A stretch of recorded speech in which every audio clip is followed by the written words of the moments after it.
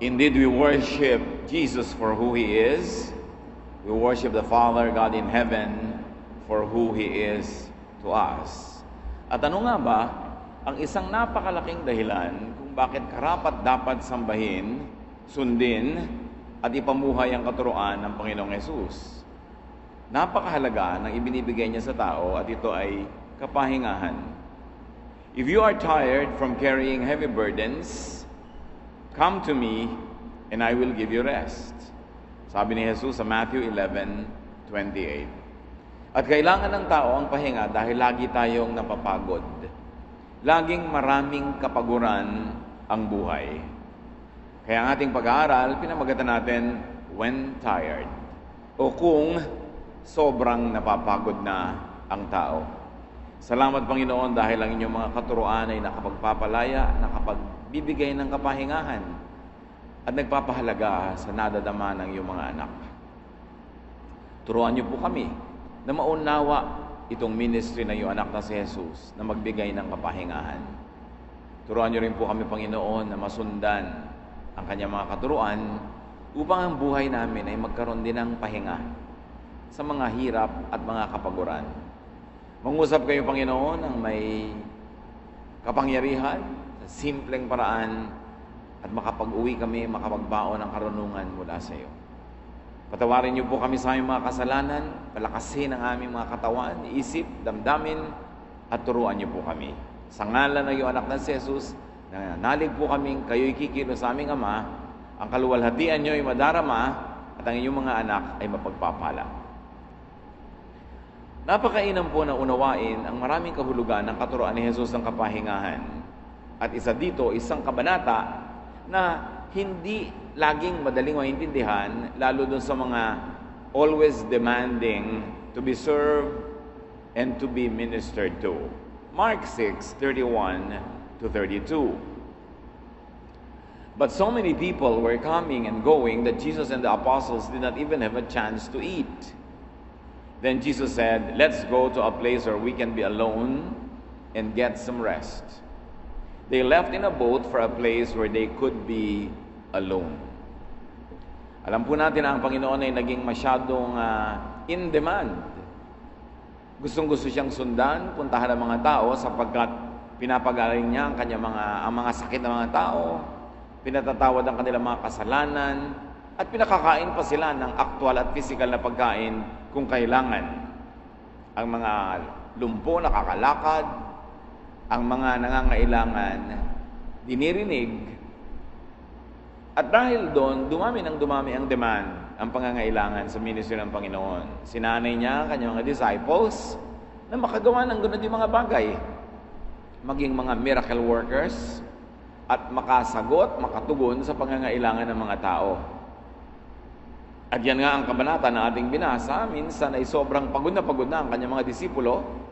Wala na silang kapahinga, hindi mapatid-patid ang dating ng mga tao, ang dami nilang mga demands. Lahat naman valid. Lahat ay dapat ng pakinggan sapagkat sila ay nagdurusa, nahihirapan, may mga sakit. Pero ang sinabi ng Panginoon, iwan muna natin ng mga taong yan. Lumipat muna tayo ng lugar kung saan hindi sila makasusunod at tayo mapag-iisa para kayo ay makapagpahinga. Bagamat mahal lang ng Panginoon yung mga taong pinaglilingkuran, mahal din niya yung mga tagapaglingkod. Mahal din niya yung mga servants. Na hindi lang laging yung mga tao ang iniintindi, yun ding mga workers kailangang magpahinga. The disciples were very worn out and stressed by the people's need and their unending demand for ministration. So Jesus took them away from work, from the people, from stress. Very importantly, we should know that the people, though they were needy, were made to wait. Because even the workers needed rest. And the workers were given private time and private space para sila makapagpahinga. Jesus ministered also to the ministers. At dyan ay may mga makukuha po tayong lesson, mga kapatid. Huwag sobrang pagurin ang mga naglilingkod sa atin. Hindi lang yung naglilingkod sa ating spiritual na pangangailangan, yun ding naglilingkod sa ating mga physical, emotional needs. Huwag sobrang paguri ng iyong asawa na lagi na lamang siya ang uunawa, siya ang lagi na lang mag-iintindi sa'yo, siya ang lagi mag-aalala. Huwag sobrang paguri ng magulang na laging siya na lang ang provide ng provide. Dito namang si anak ay gasta na lang ng gasta, hindi mo lang marunong magtipid, o kaya hindi mo lang maghanap ng part-time job. Huwag sobrang paguri ng anak. Halimbawa, kung sakaling yung anak naman ang pinakikinabangan at siya yung mabunga, wala namang ginawa ang magulang kundi humingi na lang ng humingi, o yung mga kapatid, kahit sino. Yung nakakapitan natin sa oras ng pangangailangan, bitawan naman natin pamisa-misa na makapagpahinga sila. Yung natatakbuhan natin sa oras ng kagipitan, huwag naman natin laging gipitin ng gipitin kahit sa mga pangangailangan nating pwede namang ipaghintay, ipagpaliban, o hindi sa kanya ihingi ng lunas. Hindi natin kailangang patayin yung manok na nangingitlog ng pinakikinabangan natin mga itlog. Hindi natin kailangan patayin yung halaman na ang bunga ay pinakikinabangan natin. Dapat yung ding naglilingkod ay pinagpapahinga. Yung nagbibigay ay pinagpapahinga. Lahat kailangan ng pahinga. Kaya yung mga asawa na hindi na nakakatiis kuminsan, nilalayasan lang yung asawa nila, hinihiwalayan na lang dahil pagod na sila. Wala silang makitang kapahingahan, kundi yung lumayas at bumukod. Kung lagi siyang nag-aalala, lagi nagseselos, laging natatakot, lagi na lamang nahahabol-habol, lagi na lamang na nag-iisip, napapagod din. Lahat may kapaguran. So when tired or stressed, rest. Get some rest. Because people will not always give it to you. You've got to get it. Purpose to rest. Kasama sa isang tunay na responsableng pamumuhay ang pagpapahinga. Pag sobra ka nagpapakabayani, inuubos mo lahat ang iyong lakas, either magkasakit ka, o mamatay, o magsawa, at bigla na lang tumigil. That's why when you rest, brothers and sisters, rest on time. Hindi pinaghihintay ang pagpapahinga. At napakaganda ng salitang pahinga sa Tagalog.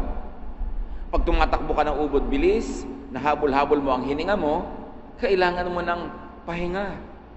Kailangan mo ng oras na tumigil sa pagtakbo at kailangan mo ng space na rested ka para mahabol mo yung hininga mong nauubos. Kung ikay nalulunod, nakalubog sa tubig at sisinghap-singhap ka at nauubos ang iyong hininga sa iyong baga, nauubos ang hangin, anong kailangan mo? Pahinga. Hindi pwedeng sabihin sa pagod na nasasabog na yung dibdib dahil sa pagod, o doon sa nalulunod na wala ng hangin at sumasabog na rin ang kanyang dibdib, hindi mo pwedeng sabihin, next week ka na magpahinga. Ikamamatay niya ang tagal ng kanyang pahinga. Kaya ang pahinga may oras. Rest on time, rest on a timely manner. Have a break. In other words, every hour of work, meron ka dapat a few minutes of rest. Hindi pwede mong sabihin, tuloy-tuloy ako magtatrabaho ng 10 oras at mamaya na lang ako magpapahinga pagkatapos. Mabuti kung buhay ka pa pagkatapos ng 10 oras na yon, lalong-lalo kung talagang sobrang nakakapagod sa katawan o sa isip ang iyong ginagawa. Kaya kahit sa mga pagawaan, merong coffee break, merong lunch break, at kung ikaw ay privileged, kung minsan meron ka pang siesta break, meron ka pang relaxation break, kasi kailangan ng tao yan. At sa bawat linggo ng trabaho, merong at least 1 day of rest. Kasi ang disenyo sa tao, kaya lang niya magtrabaho tuloy-tuloy ng 6 na araw. Ipapahinga ang ika-7. Merong mga taong sobrang pinipilit nila tuloy-tuloy, walang pahinga, lalo yung minsan nagtatrabaho abroad. Sa dami ng humihingi at umaasa sa Pilipinas nating mahal, nagtatrabaho abroad din 2 o 3 trabaho bukod sa isang trabahong tunay, may part-time pa at may weekend pa na work. Wala nang pahinga. Alam niyo yung hindi tumitigil sa paghingi, paghiling sa mga ganong kamag-anak at mga pamilya, actually pinapatay niyo siya. Pinapatay niyo unti-unti dahil nawawalan siya ng pahinga. And you must not kill the goose that lays the golden egg. Dahil una, mabait ka. At kung hindi ka mabait, hindi mo papatayin yung pinapakinabangan mo dahil matalino ka. Kasi pag namatay yun, wala ka nang masasandalan. Kaya dapat inaalagaan mo. So rest physically. Ang pagpapahinga ay pagsamba. Bakit? Diyos ang nag-utos na ibigay sa kanya ang araw ng pahinga para magpahinga ang tao. Exodus 20:9-10, 6 days you shall labor and do all your work. But on the 7th you shall not do any work, neither you, nor your son or daughter, nor your male or female servant, nor your animals. Ganon kamahal ng Diyos ang tao na pati ang pagpapahinga ay kasama sa utos. Ang inutusan dito, mga kapatid, ay mga amo. Siyempre, yung mga trabahador, kung pwede magpahinga, magpapahinga yon. Kaya lang kung wala kang choice. Nung araw, nung unang panahon, walang day off.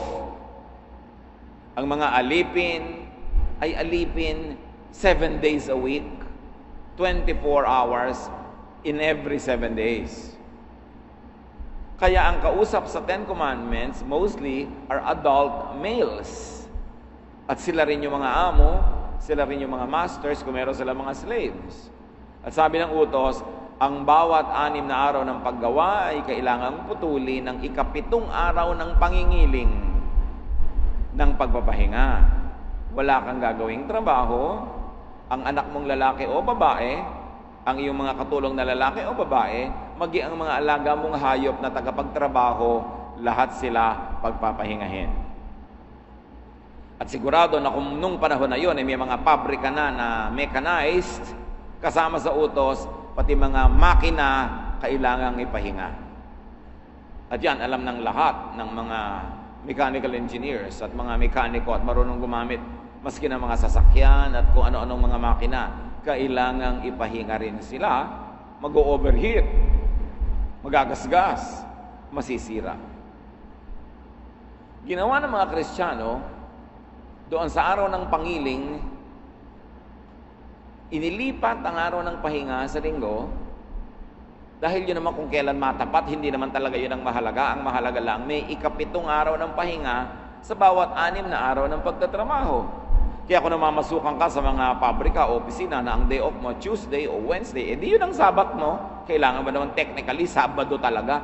To the point na na-enslave ka na, napagod ka na sa pag-observe ng Sabado lang talaga. At yung mga iba hindi makatanggap ng trabaho dahil may pasok sa Sabado. Kaya hirap na hirap tuloy sila. So, nasira yung purpose ng pahinga.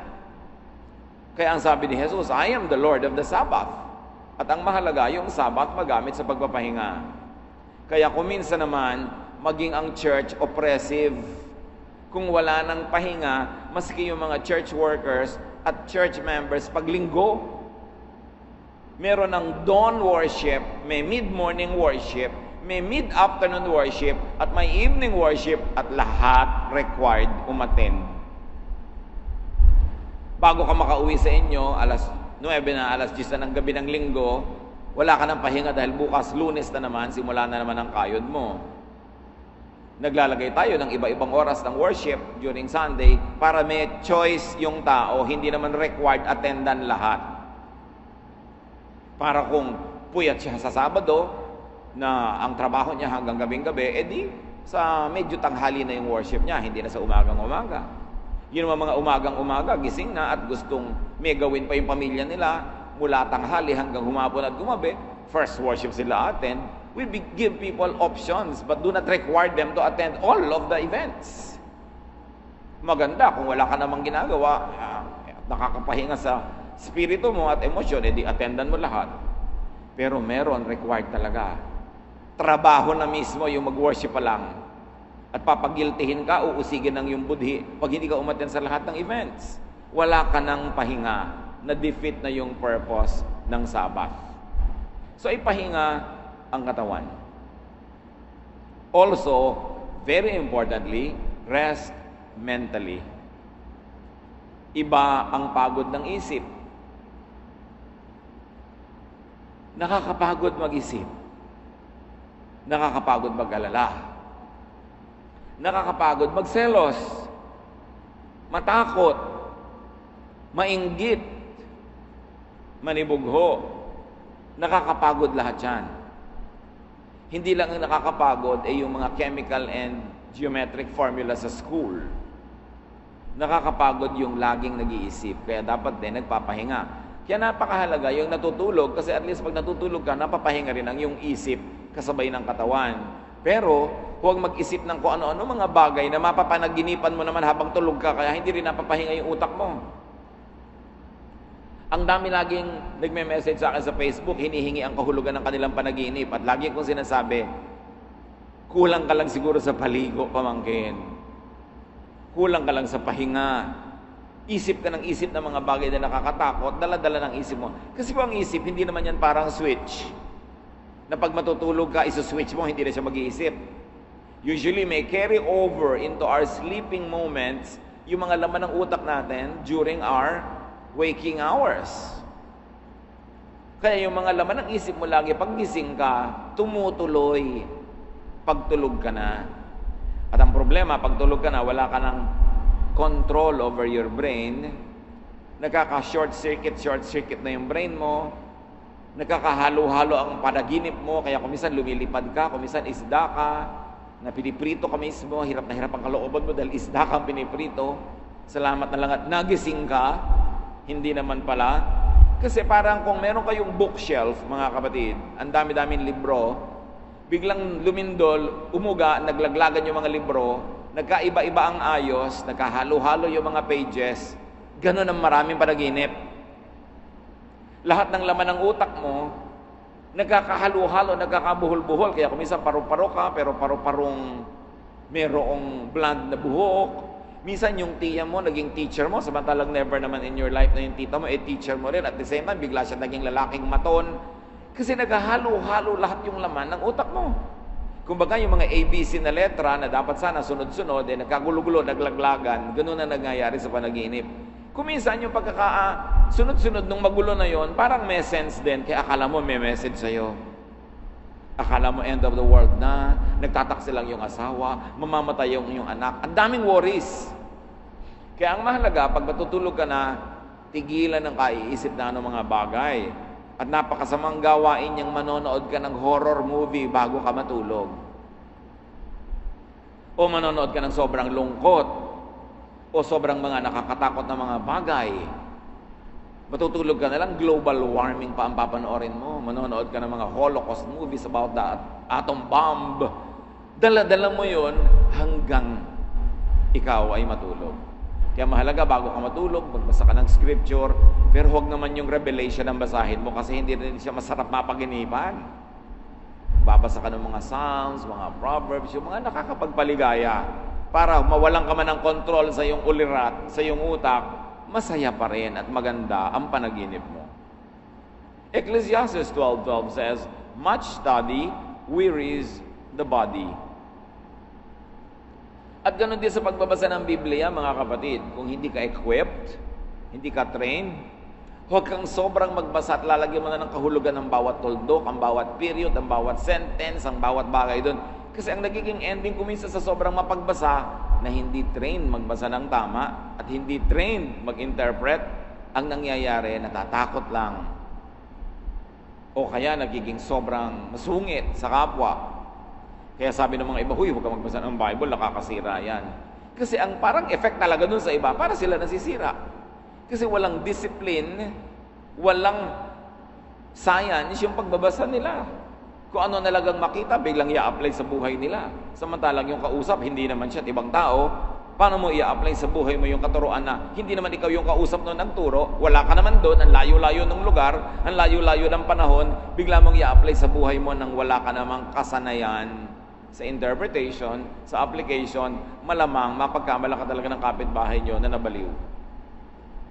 Hindi masamang magbasa, pero pag-aralan naman kung paano nagbabasa.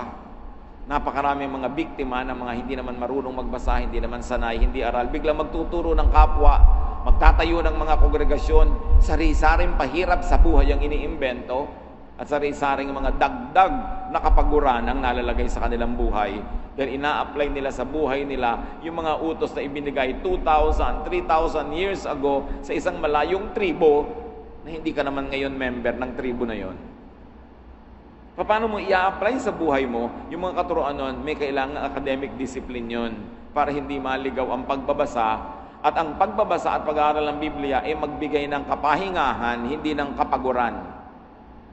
Ang pag-aaral ng salita ng Diyos, dapat ang ending, napapahinga ka, hindi napapagod. Napapanatag, hindi natatakot. At bumabait, hindi sumusungit. Yun ang ending dapat. Pag ang nagiging ending ng iyong pag-aaral, ikaw ay nagiging matatakutin, nagiging judgmental ka, nagiging masugit ka sa kapwa, sumisikip ang iyong buhay, dumadami ang mga problema mo at mga bibigat na pasanin dahil iniisip mo, ipinapapasa sa iyo ng Diyos, mali ang pagbabasa. Why? Jesus says, "Come to me, all of you who are tired and heavy laden, and I'll give you rest." Hindi naman sinabi ni Lord na sumunod kayo sa akin at papagurin ko kayo. Gagawin ko kayong judgmental. Ang sinasabi niya, I will teach you how to forgive. I will teach you how to find rest and how to be loving. Yun dapat ang ending. Kaya pag may mga nagtatanong, paano po malalaman kung tama o mali ang pag-interpret ko sa Bible? Maraming sagot dyan. May academic answer, may scientific answer dyan. Pero, ang pinakamadaling maintindihan na answer, kung mali ang basa mo sa Bible, ang nagiging bunga sa'yo, matatakotin ka, masungit ka, at humirap imbes dumali ang buhay mo. Dumami ang amo mo imbes mabawasan. Because Jesus says, truth sets free. And I have come so that you could be free. So, much study wearies the body.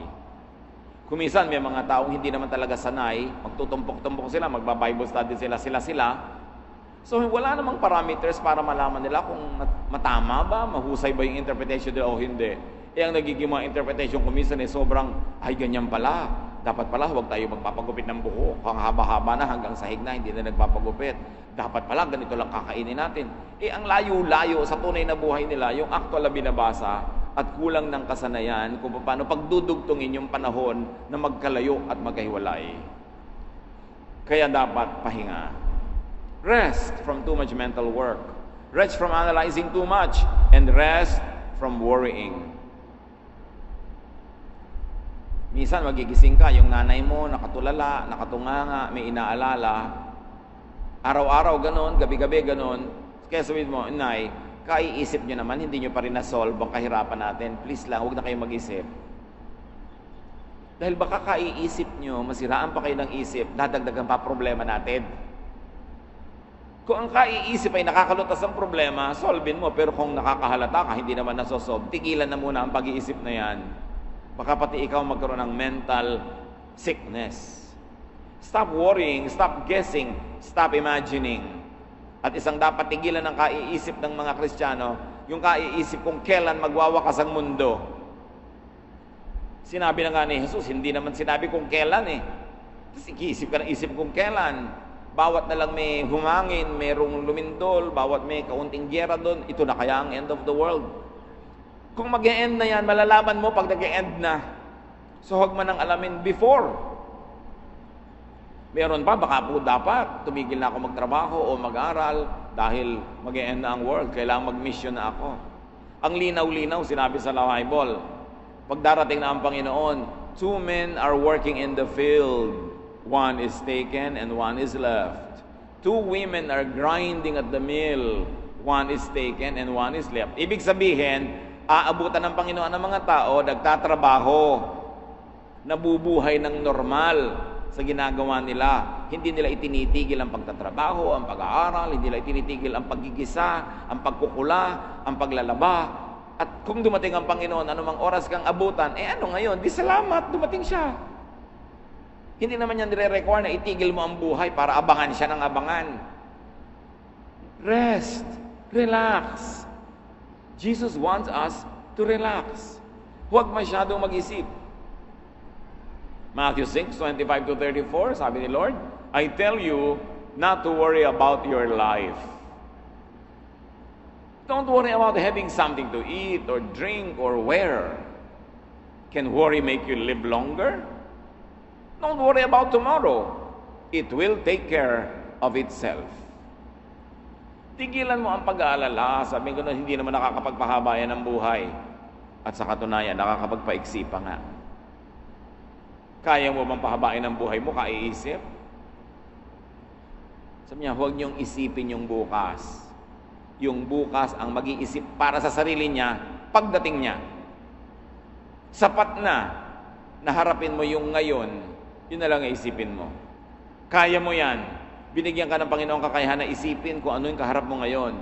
Pero para isipin mo yung nakaraan, tapos na, i-replay mo ng i-replay ang lahat ng pagdurusa at hirap mo nung araw, pagkatapos i-fast forward mo ang lahat ng hirap na ini-imagine mong darating bukas, talagang hindi mo makakayang sabay-sabay na dalhin yan.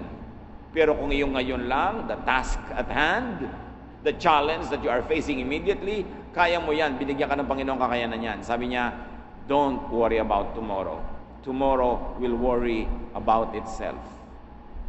Hindi ibig sabihin na hindi ka na mag-iipon, hindi ka na mag-aaral, hindi ka maghahanda. You do what you can practically do so that you could be in a better position when tomorrow comes, but you don't worry about the outcomes of what you do, of what people do. Do only what you can. Give the mind a break. Kailangan pinagpapahinga ang isip. How will you give your mind a break? With non-thinking. Yung hindi ka rin nag-iisip pamisa-misan. Huwag laging masyadong matalino. Kumisan, meron kang mga splurges, meron kang mga pagbibili ng ganito't gano'n na hindi mo na masyadong iniisip. Basta pamisan-minsan lang at hindi naman sobrang laking kalaga. Hayaan mo na. Meron naman, nasa harap ng isang tindahan, 2 oras ang kwenta ng kwenta, ilalabas pa yung calculator. Yun naman pala bibili, 200 pesos lang. Sobrang inisip na. May mga bagay na hinahayaan mo na lang. Ang isip, kailangan din may entertainment, enjoyment.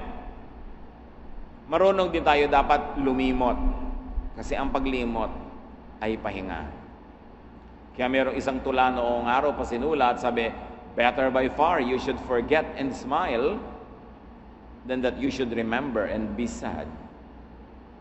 A very selfless love. Sabi niya doon sa kanyang mahal sa buhay, alam mo, mabuti pa, kahit panandalian, makalimutan mo ako, kung ang paglimot naman ay magbibigay sa iyo ng kasiyahan at ngiti dahil hindi ka malungkot. Ang ganoon, mabuti pang malimutan mo ako kaysa lagi mo ako naaalala pero lungkot na lungkot ka, miss na miss mo ako, hirap na hirap ang loob mo, mabuti pa lumimot ka muna. Yun ang pag-ibig. Hindi yung alam mo na nagduro sa yung tao, kaiisip sa iyo, pero lagi ka pang remember M, remember E, put them together, remember me.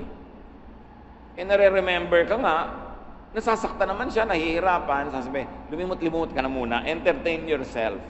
Huwag lang amnesia ha. Huwag lang permanent na paglimot. Ang paglimot, isang mahalagang gamot. So rest emotionally. Di ba may mga kantang pagod na puso, napagod sa pag-ibig, nakakapagod magmahal. Kahit ang mahal mo magulang mo, anak mo, asawa mo, at lalong nakakapagod pag hindi ka mahal ng mahal mo. Kaya dapat marunong ka umimbento ng pahinga kung paano nagpapahinga ang puso. At tulad ng sinabi nga sa Matthew 11:28, come to me, all you who are weary and burdened, and I'll give you rest. Paano mapapahinga ang isip, ang puso? Sa Panginoon lumapit. I-apply sa buhay yung mga katuruan niya. Huwag isip ng malayo. Huwag laging humihiling ng wala. Tapos, inirereklamo ko ano yung nandyan. Dapat marunong nating tanggapin yung hindi natin kayang palitan. Bagamat papalitan natin yung kaya nating palitan. Pero ang pahinga ng puso mahalaga. Rest your heart by getting rid of anger, hatred, envy, fear, and other negative emotions. Marami pong pag-aaral ang nagsasabi maraming sakit ng ating katawan dala-dala ng negative emotion. Maraming sakit ang katawan na ang nagdudulot ay sama ng loob. Pag masama ang loob, lagi nagkakaroon ng sakit. o kung hindi man yung sama ng loob ang nagdala ng sakit mismo, dahil kung minsan sakit, dala naman talaga ng mikrobyo, dala ng pagkakahulog, ng aksidente, kung ano-ano. Pero kung laging masama ang loob, laging malungkot, lalo't laging worrier, takot, envious, mainggitin, bumababa ang lakas ng katawan at dumadali sa sakit na tayo ay talunin. Maraming pag-aaral na yung mga taong masayahin, palatawa, kahit nasa ospital, mas mabilis gumaling kaysa doon sa mga laging nagmumukmuk, laging nagdadrama, laging nagsesentimiento, kahit walang sakit, nagkakaroon. At pag dinadapuan sila ng sakit, tumatagal ang paggaling dahil nga laging masama ang kanilang loob. Sabi pa nga po ng mga ibang mga eksperto sa physical health at gumagawa ng mga pag-aaral ng integrative health and wellness, maraming mga sakit na idinudulot sa baga, halimbawa, yung mga pag-aalala, yung mga takot. Ganon din sa sikmura. Nagkakaroon ng mga sakit yung mga worrier, yung mga laging obsessive-compulsive. Nagkakaroon ng sakit sa puso, sakit sa atay. Pagka daw magagalitin, nagkakaroon ng mga sakit sa atay. Yun na kung may sakit ka na sa atay, magagalitin ka pa, lumalala pa. Pero may sakit sa atay na kasi may nakain kang mali, meron kang mga ginawang wrong diet, hindi laging emotional. Pero pag kinambalan ng emotional sickness, ang physical sickness, lumalala. Kaya kung gusto ninyo na matibay ang katawan, mahirap dapuan ng sakit, o dapuan man ay madaling gumaling, pasayahin nyo ang inyong mga sarili. Huwag laging manood ng sunset kung nagpapalungkot sa inyo ang sunset. Huwag laging manood ng drama, nagalit ka doon sa mga kontrabida. Bakit nyo natitiis maggalit, tapos bukas pa nyo malalaman kung anong nangyari? Bakit nyo natitiis na mag-alala kung sino ang ama ng bata? 3 months nyo pa bago malaman yan, sa kahuli-hulihan na lang na palabas ng drama na yon. Bakit gusto nyong manood ng napakabait na taong pinagsasasampal, sinasabunutan, pinaplansya, inaape, at gigil na gigil kayo ng ilang buwan? Tapos magtataka kayo, nagkakaroon kayo sakit. Yung iba, nagiging cancer pa. Alam niyo yung mga sobrang magtimpi, nakakalungkot. Madalas sila pa yung nagkakaroon ng mga cancers. Timping-timpi ang tawa, konti lang. Timping-timpi ang ligaya. Panay ang pagtanggi ng kanyang tunay na nadarama. Atrak na sa tao, ayaw talaga tumingin. Timping-timpi. Nagkakasakit. Kasi hindi na-express ang sarili. Kaya mga kapatid, napakahalaga this early, pag-usapan natin yan. Kayo man, huwag niyong pagurin ang kapwa niyo. Huwag niyong dominahin ang mga tao sa inyong paligid. Kasi pag kinokontrol niyo sila, kinokontrol niyo kung ano kakainin nila, isusuot nila, kilos nila. Pag sobra niyong kinokontrol ang tao at kulong na kulong siya at taling-tali dahil sa inyo, siya may magkakasakit. Magkasabay kayo. Kasi ikaw man, kakokontrol ng tao, pagod ka rin. Isipin mo, magkokontrol ka ng iba, nakakapagod yon. Kaya, the ministry of Jesus is a ministry that sets free. Nagtuturo, nagbibigay ng guidance, then you set people free. Pag nagkamali sila, you forgive. Tapos agad ang problema. Hindi ka nagtatanim ng sama ng loob. Yung iba, nagtatanim ng sama ng loob. Isipin nyo na lang, sama ng loob. Masama, nasaan? Nasa loob. Sino lugi? Sino nag-iingat? Sino ang nagkikimkim? Yung may katawan. Nasa kanya ang sama ng loob. Hindi may lason ka sa sarili mong puso. Nilalason mo yung dugo, nilalason mo yung katawan, magkakasakit ka. Yung mga taong mahilig magtampo, maghinanakit, at magtanim ng sama ng loob, lalo pag ang tao ay mahilig mapuot, magalit. Alam niyo yung galit na talagang halos mapatid ang mga ugat, sumabog ang mga maliliit na ugat sa ulo, nakakapagbigay ng sakit sa katawan yon. Sa puso, sa atay, at sa iba pang mga internal organs. It's not healthy. Kaya ang sabi sa Ephesians 4:31 to 32, stop being bitter and angry and mad at others. Don't yell at one another or curse each other or even be rude. Instead, be kind and merciful and forgive others, just as God forgave you because of Christ. Sabi, tumigil na kayo ng awayan, bangayan, sigawan. At kung kayo, kapatid, ay may Kristo sa puso, o meron kayong kim-kim na natural na kabaitan, tapos nanakit ka ng kapwa, nagsalita ka ng masakit, sinigawan mo, ininsulto mo, masakit sa dibdib mo yun. Kahit nasaktan mo ang kanyang damdamin, nasaktan ka rin. Kung tao ka. Mabigat sa dibdib na dalin yung alam mong nakasakit ka. So bakit ka mananakit? Una, nasaktan siya. Pangalawa, nasaktan ka rin. Nobody wins. He who loses his temper usually loses. Pag madaling magpakawala ang bibig mo ng mga salita na masakit, talo ka. Kasi una, sinasaktan mo yung sarili.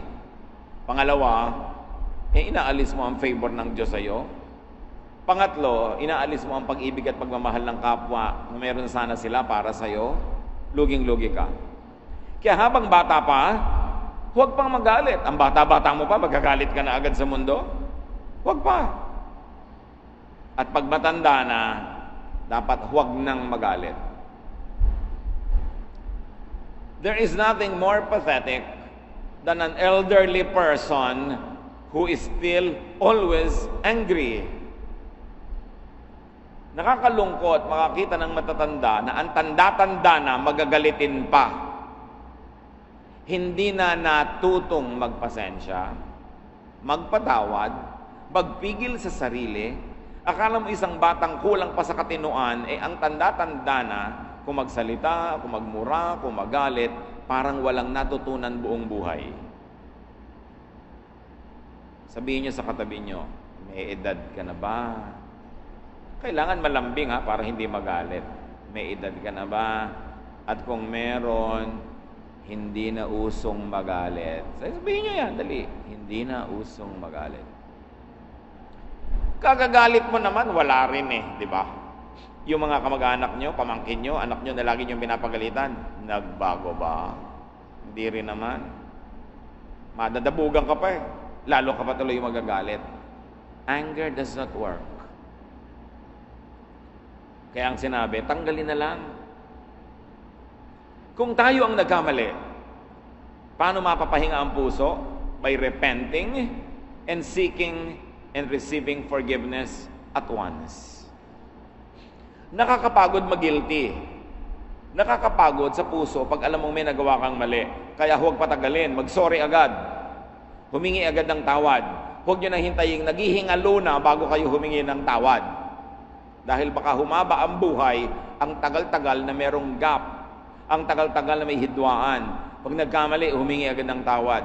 Ang pagkakamali at galit ng nasaktan, parang semento. Habang mabilis pa, habang sariwa pa, pwede pang bakbakin. Pero pag nagtagal na, isang araw, 2 araw, 1 linggo, ang tigas-tigas na, ang hirap ng bakbakin. Ganon din ang galit. Kaya pag may nabitawan kayong salitang masama, nakakasakit, agad-agad na-realize yung mali, sorry agad. Malambot pa ang semento, pwede pang bakbakin. Huwag niyong patagalin. Habang tumatagal, mas humihirap. Rest. When you have done the wrong thing, rest by seeking forgiveness. And when you are wronged, nakakapagod ding magalit, rest by forgiving others. Hindi nyo control yung nagkamali kung siya ay hihingi ng tawad. Pero control nyo ang inyong sariling reaksyon. Pwede kayo magpatawad. Sasabihin na iba, mahirap po magpatawad. Tama, mahirap talaga. Pero mas mahirap hindi magpatawad. Mahal ang bayad ng pagpapatawad, pero mas mahal ang bayad ng hindi pagpapatawad. Dahil patuloy ka rin nagdurusa. Nagtatanong yung iba, paano ko po mapapadali ang mapatawad ang kapwang nagkakamali sa akin? Una, isipin mong mistake lang yun. Tao lang siya, nagkamali siya, maring hindi niya sinasadya. So mapapatawad mo. Meron man pwedeng sinadya, ninakawan ka. Paano mo mapapatawad? Pwede mong isipin na sobra ang kanyang pangangailangan. Mabuti na lang at hindi ako ang nangangailangan ng gano'n to the point na matokso pa ako magnakaw. Uunawain mo ang kanyang pangangailangan, may paghuhugutan ka ng pagpapatawad. O kaya kung wala ka na talaga maisip, pwede mo maisip, jeans. Hindi pantalon ha, G-E-N-E-S. Likas. Likas, nasa dugo, nasa butot laman na ganun ang asal. Galing pa sa mga kalolalahan at katiya-tiyahan ang kanyang ugali. Hindi niya inimbento, ipinanganak siya that way. Then may pagkukunan ka ng pangunawa at pagpapatawad. Forgiving is under your control. And forgiving benefits you. So bilisan, magpatawad na agad kahit hindi siya humihingi ng kapatawaran. And rest spiritually. Psalm 46:10, be still and know that I am God. Godliness, spirituality is stillness, not agitation. Kung ang tao ay tunay na makadiyos at espiritual, siya ay payapa. Hindi siya ligalig. Siya ay nakatiwasay. Psalm 62:1, my soul finds rest in God alone. My salvation comes from Him. So ang tunay na espiritualidad, restful. Banayad, secure, quiet. So, mga kapatid, rest from too many religious issues and especially quarrels. Rest from oppressive religiosity. Yung mga paniniwalang relihiyoso na sobrang nakakapagod, ang taas ng expectation, hindi mo maabot, performance-based, lagi ka nalang sinusuri, inuusig, sinusukat, nakakapagod yon. Don't have that kind of religiosity. A kind of religiosity that always measures others and yourself. Remember, ang pang-measure sa atin ng Diyos, yung kanyang love, kaya niya tayo napapatawad. Bakit mo napapatawad yan? Kasi mahal ko. Hindi dahil kasi magaling siya, kasi mahusay siya. Kaya pagmamahal talaga, napakalaking bagay. Pag maunawa natin yan, tatahimik ang iyong loob. Pag naunawa mo ang tunay na pagmamahal, pagpapatawad at pagtanggap. Hindi possession, hindi control. Yung iba, mali mag-handle ng love. I love you, therefore I will control you. I love you, therefore I will possess you. Napapagod ka at napapagod din ako. Kaya mamaya mawawala na yung love, nagiging hatred. There's a very thin line between love and hate, that it is so easy to hate the one you used to love. Kasi mali ang pag-handle ng pag-ibig. At mali rin yung handling ng religion na nakakapagpahirap. Yung sobrang hirap. May mga nagtatanong pa, hirap na hirap po kami, pambili ko na lang ng gamot ang natira kong pera, pero pang-tight ko pa ito eh. So ita-tight ko po ba? Kung ako tinatanong mo, ibili mo na muna ng gamot. Pero utang yan ha, bayaran mo later. Nagkaroon ka na. Pero alam nga namang hindi mo nabilin yung gamot dahil dire-require ka, hindi kaya maintindihan ng Diyos yun. Ganun ba naman yung religion? Sobrang mag-require, namamatay ka na, kakainin mo na, kailangan ibigay mo pa. Si Jesus nga nagpapakain. Pero tatandaan mo, huwag kang mamihasa. Pag dumating naman yung panahon na kaya mo na, bumawi ka. Pero kailangan may pahinga. Hindi blind obedience to unbending laws. That is not spirituality. That is just religiosity. Kailangan may lugar para magpahinga, para ikaw ay makapag-relax, para Mapahinga ang iyong isip, ang iyong puso. Matthew 23:1-4, Jesus said, "The law of Moses is taught by the people, but don't do as they do." Yun daw mga Pharisees. They pile heavy burdens on people's shoulders and won't lift a finger to help. Nakita niyo yung pamumuna ni Jesus sa mga religious leaders ng kanyang panahon? Sobra daw magpataw ng bigat sa balikat ng mga mananampalataya. Ang daming hinihingi, ang daming requirement, ang daming bawal, ang daming abuloy, ang daming kasalanan, ang daming guilt, pagod na pagod yung mga tao. At yun ay pinuna ni Jesus. Kaya kung meron siya mga salitang mababagsik para sa mga religious leaders na pinapahirapan yung mga tao imbes pagaanin ang dalahin. So pinapabigat ba o pinapagaan ang isip, ang loob, ang buhay? Mahalaga para mapahinga ang ating espiritu, mga kapatid, piliin nyo kung yung ikinaka-guilty. Most of our guilts are just there because of conditioning, not because they are really bad. Kung pinag-guilty ka na hindi ka pwedeng umabsent sa choir practice kahit na nag-hemorrhage ka na, kahit na naghihingalo ka na, nagigilty ka ngayon dahil ang taas ng lagnat mo, absent ka, hindi Diyos ang nagpag-guilty sa iyo niyan, baka yung choir leader lang. Maiintindihan ng Diyos, kailangan mo magpahinga. Pero siyempre naman, kailangan pag gumaling ka na, nandun ka na sa practice. Pagka sobrang hirap ng pagsunod, hindi na tama ang pagbabasa sa Biblia nun. Paulit-ulit ako dahil kailangan talagang hindi lang turuan ng mga tao, kundi palitan yung nalagay sa utak nila ng katagal-tagal na ang ibig sabihin na pagiging makadiyos ay walang katapusang pagdurusa, pagtitiis at pagsasakripisyo. Hindi yun ang hinihingi ng Diyos. Ang hinihingi niya sa atin ay maging maibigin sa kapwa at sa Diyos. Hindi yung patayin mo ang sarili mo kahit hirap ka na, masunod mo lang ang legalidad. It is important to learn that. Kaya paulit-ulit dahil kung hindi mo uulitin, hindi naman matatandaan dahil nauna na sa utak ng marami na pinalaki sa catechism, pinalaki sa mga kung ano-anong religious activity na lagi na lang mag-guilty. Kaya ang unang ginawa ni Jesus is to forgive sins. Kasi pag forgiven ka na, di huwag ka ng guilty. Forgiven ka na nga eh. Binura na nga. As far as the east is from the west, that's how far Jesus or God in heaven takes our sins away from us. Kaya huwag tayo laging mabuhay sa guilt. You have to learn to accept your natural limitations. You have to learn to accept what is true and natural in you, in your body, in your mind, in your emotion. Do not keep denying what is true. Kaya marami sa relihiyoso, hypocrites, dahil hindi nila matanggap yung totoo tungkol sa kanilang sarili, hindi nila matanggap yung iba, kaya yung iba at sila napipilitang itago yung totoo para maging katanggap-tanggap sila sa panlabas na nyo, but they live double lives. Ang dami-daming relihiyoso, they live double lives.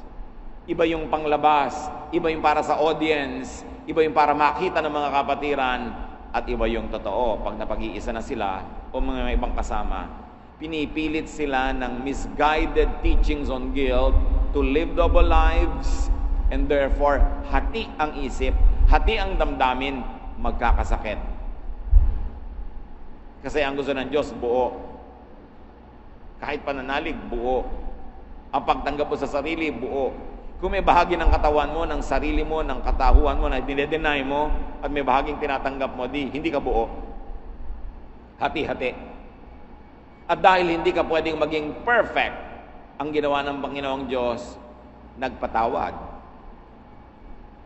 At kung patuloy ka nagkakamali, pero itinutuwid mo naman, hindi ka lang nga perfect, kaya may confession. That's why you confess. 1 John 1:9. But if we confess our sins, He is faithful and just and will forgive us. Marami pa nagsasabi, hoy, Kristiyano ka na, hindi ka na nagkakasala dapat. Misreading na naman of Scripture. Yung Kristiyanong hindi nagkakasala, sa tingin ng Diyos yun sa langit. Kasi pinatawad na niya yung kasalanan mo, past, present, and future. Charge na yan sa cross, bayad na. So as far as God is concerned, hindi ka na nagkakasala. But in real life, nagkakasala ka siyempre. Kaya merong confession, kaya merong paghingi ng tawad. At habang humihingi ka ng tawad, hindi mo kailangan hampasin ang sarili mo, hindi mo kailangan pagurin ang sarili mo. Kasi si Jesus na nga ang hinampas, si Jesus na ang napagod to save us. Kailan marirealize sa mga Kristiyano that they are loved by God, they are forgiven by God, and in spite of all the imperfections, they will go to God in the next life because their salvation is not dependent on their performance, but on the performance of Jesus on the cross. At pag nasa isip mo yan at naiintindihan mo yan, marerelax ka. At marerelax din ang pakikitungo mo sa iba. Gagaan, luluwag, magmamahalan kayo, imbes nagbabatuhan. Nagpapatawaran imbes ng huhusgahan. That is what the church is all about. Pero nakakalungkot na ligaw ang maraming churches kasi churches full of hypocrites, full of Pharisees, full of pretense, full of guilt, full of work, walang pahinga. Nasasayang ang pag-ibig ni Kristo. So pinapabigat ba o pinapadali ng ating pananalig ang ating buhay? So that's how you rest. You rest the body, the mind, the spirit, you rest the emotions. And how else do you rest when you are tired? Get away from the stressor. Layuan yung nagpapahirap. Kung hindi mo totally kayang layuan, umimbento ka ng space, umimbento ka ng panahon na nakakalayo ka kahit panandalian lang. Kailangan mo ng pahinga. Proverbs 25:24, it is better to stay outside on the roof of your house than to live inside with a nagging wife. Mabuti pa daw sa labas ka na lang tumira sa sulok, gilid-gilid ng bahay kaysa nasa loob ka ng bahay tas ang kasama mo, asawang yakiti, walang tigil ng kabubunganga. Siyempre, sa mga babae naman, kung i-apply mo yan, mabuti pa magtira ka na lang sa kisame kaysa yung asawa mo laseng ng bubugbog. In other words, stay away from those that cause you trouble. And when you cannot totally stay away dahil nga asawa mo, anak mo, nanay mo, dapat umimbento ka ng mga space, mga bakasyon, mga break away from the person para makapahinga ka naman. And it's important, do not be a stressor. Kung ayaw mo na i-stress ka, huwag kang mang-stress ng kapwa. Genesis 13:8-9, nagkakagalit ang mga tauhan ni Lot at ng kanyang amain na si Abram dahil nag-aagawan sila ng mga bukid na kakainan ng damo ng kanilang mga alagang hayop, nag-aagawan sila ng tubig na maiinom ng kanilang mga alaga, etc., etc. So Abram said to Lot, let's not have any quarreling between you and me, or between your herders and mine, for we are close relatives. Is not the whole land before you? Let's part company. If you go to the left, I'll go to the right. If you go to the right, I'll go to the left. Kaya magabuti ang solusyon ni Abraham. Sabi niya, huwag tayong magbabag. Malaki naman ang lupain, maghiwalay tayo. O ikaw na lang ang pipili. Pag pumunta ka dyan sa kanan, dito ako sa kaliwa. Gusto mo kaliwa, dyan ako sa kanan. Para walang away. In other words, maglayo ang laging nagbababag. Dahil, ano mangyayari? Lalo lang kayo magagalit, baka magkapatayan pa kayo. So, be alone or be with company that does not stress you. Mapag-isa ka na lang, o kung may kasama ka, piliin mo yung hindi nakaka-stress kasama. Choose your companions. Pastor, asawa ko na po. Wala ka ng choice. Pumili ka na lang ngayon ng creative ways para magkaroon ka ng sariling space, sariling buhay, kahit may mga common life kayo, live together, umimbento ka ng life na sa'yo lang. At mahalaga, may sarili kang income. Mahirap yung wala kang income, aasa-asa ka doon sa asawa mong inis na inis ka, wala kang choice. Mabuti, may income ka rin. Kaya kung hindi rin lang kayo nakakakitang napakabait ng inyong asawa, lalo bago kayong kasal, magtrabaho na rin kayo para may sarili kayong income. Sino po mag-aalaga ng anak namin? Siya, pag-alagain mo rin siya, tsaka ikaw, hati kayo. Hindi ikaw lang nag-alaga, ikaw lang naglaba, ikaw lang nagluto. Tapos ipagmamalaki niya, siya lang yung kumikita. Tapos stress na stress ka sa buhay. Sabihin mo, ikaw lang pala kumikita. Bueno, bayaran mo ko. Mga wives, pagka ipinagyayabang ng husband sa inyo na siya lang yung kumikita, etong pera ko, etong kita ko, sumingil kayo sa pag-aalaga ng mga anak niya. Magkano bang bayad sa yaya? Pag nagbabantay kayo ng bahay niyo, umaalis siya, sumingil kayo bilang security guard. At pag pinapapaligo kayo at gustong sipingan, alam niyo kung paano kayo sisingil, ha? Ano, libre? Pagkatapos kung bigyan mo ko dito, akala mo, binibigyan mo yung dependent, samantalang may participation ako sa buhay na ito. Kaya mga ibang asawa, ano pong trabaho nyo? Wala po, sa bahay lang. Aba, magdahan-dahan kayo na pagsasalita, mahirap na trabaho nyo nasa bahay. Baka kulang pa yung buong sweldo ng asawa nyo kung isisingil nyo lahat yung pagre-repair nyo ng mga sirang grupo, magkano ba sumingil ang mga tubero? Ang dami-dami yung dapat singilin. Sinututor nyo mga anak nyo, singilin nyo sa pagtututor. Huwag nyo sasabihin, ako ang nagtatrabaho, diyan ka lang sa bahay. Pareho kayo nagtatrabaho. Kaya hati kayo dapat sa income. Hindi naman siya makakalaya magtrabaho kung hindi ka nandun sa bahay. Hindi siya, mag-aalala siya, magluluto siya, mamamalengke siya. Share dapat. Hindi yung kawawang-kawawa yung babae. O in another case, yung lalaki. Pero bihira naman yon. Mga kapatid, always seek supportive companionship. Kaya ang mga nag-aasawa, hindi dapat nawawala ng kaibigan.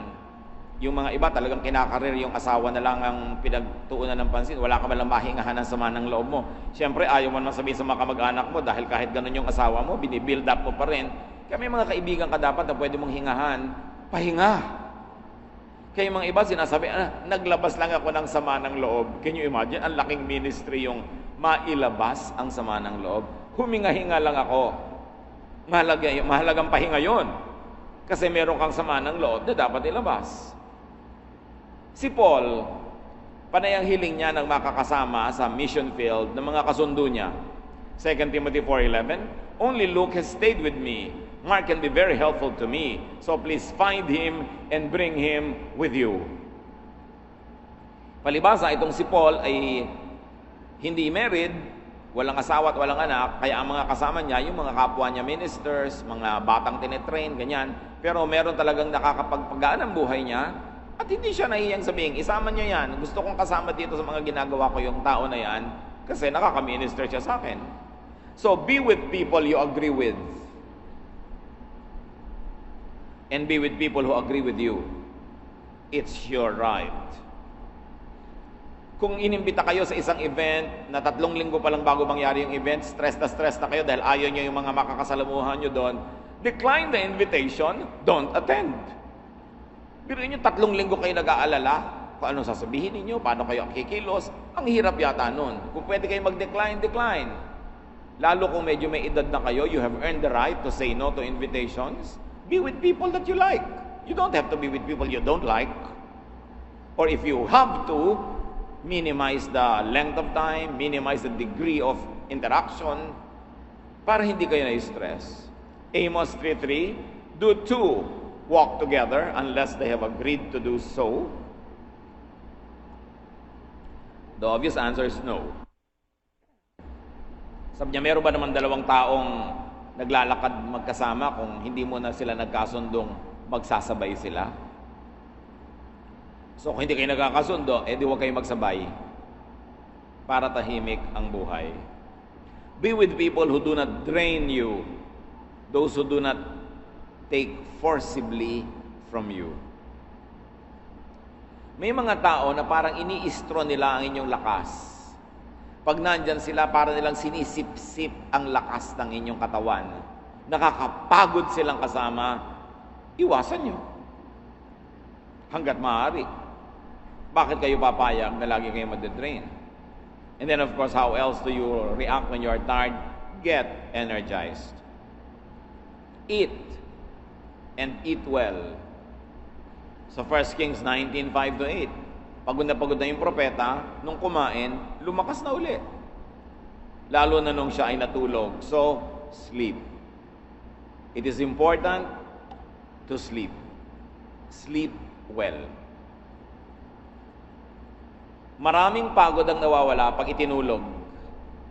Maraming pagod, maraming isipin, maraming mga alalahanin. Pag itinulog mo, nakakapahinga ka na. Yan din ang sinasabi sa 1 Kings 19:3-5. Elijah was afraid and ran for his life. He came to a broom tree, sat down under it, and prayed that he might die. I have had enough, Lord, he said. Take my life. Then he lay down under the tree and fell asleep. Gusto na niyang mamatay, pero nung nakatulog, paggising, gusto na uling mabuhay. Kulang lang pala sa pahinga. Kaya mga iba dyan, Pastor, parang gusto po magpakamatay, itulog mo lang muna yung pamangkin. Baka pag nakatulog at nagpahinga, mamaya gustong-gusto mo na uling mabuhay. O baka gutom ka lang, kumain ka na masarap, mag-enjoy ka sa buhay, mamaya gusto mo na uling mabuhay. Gutom lang yan o pagod. So renew your mind, your soul, and your spirit. Isaiah 40:31, those who hope in the Lord will renew their strength. They will soar on wings like eagles. They will run and not grow weary. They will walk and not be faint. So hope in the Lord. Pray. Read your Bible and read the chapters that will enlighten you and lift you up. Relax. It is important, mga pagod na tao, rest. Rest.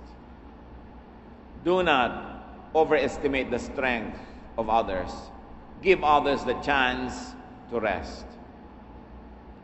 Give them the chance to rest from work, from stress, and even from yourself. Baka nakakapagod kayong kasama. Naisip niyo na ba yan, kapatid? Bilang isang nanay, nakakapagod ba kayong nanay? Tatay, nakakapagod ba kayo? Bilang isang asawa, pagod na kaya ang asawa niyo sa pakikisama sa inyo? Dapat nag-iisip din tayo. Sa inyong mga barkadahan, grupo-grupo, baka sobra kang dominante, ikaw na lang lagi nasusunod, ikaw na lang lagi ang may boses, baka nakakapagod ka ng kasama. Pagpahingahin nyo rin yun naman yung iba. Pwede mong sabihin sa asawa mo, Dear, magbakasyon ka muna away from me para ka mapahinga. Hindi yung kasama ka na naman sa bakasyon, tapos nag ka ng nag doon sa buong bakasyon. No? Wala nang katapusan, nagbakasyon pa raw kayo, bunganga ka rin. O kaya yung lalaki naman, sumama pa daw sa bakasyon, wala namang kakibo-kibo, ang ganda-ganda na ng view, nakatingolala. Tawanan na ang lahat, wala pa rin kibo. Lagi mo tuloy ine-entertain. Kaya yung mga ibang wives, pagka may lakad, sabihin, isasama ko po kaya yung husband ko? Pag isinama mo ba, alagain? E-entertainin mo dahil ayaw makipag-usap sa iba, nandun lang sa sulok, kaabutan mo ng pagkain, sasayawan mo, tutugtugan mo. Kung ganon, iwan mo na lang sa bahay. Sabi mo, Dear, clean the toilet.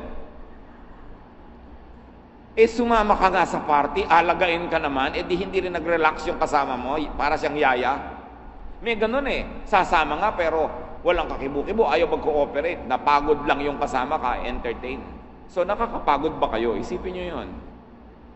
Yung mga kaibigan ni Job, nung pumunta kay Job, dahil ang laki ng problema ni Job, pinagpahinga muna nilang isip ni Job. Hindi nila sinisi, hindi sila kumibo. Job 2:13, Then they sat on the ground with him for 7 days and 7 nights. No one said a word to him because they saw how great his suffering was. Pag may nagdurusa, nahihirapan mga kapatid, lalot ang pagdurusa nila nagkamali sila, nagkasala sila, at alam naman nila yon, hindi nyo na kailangang inag. Bilang kaibigan, bilang kamag-anak, bilang nagmamahal, pumunta lang kayo, magpakita lang kayo, nandun lang kayo, hindi nyo kailangang mag-sermon.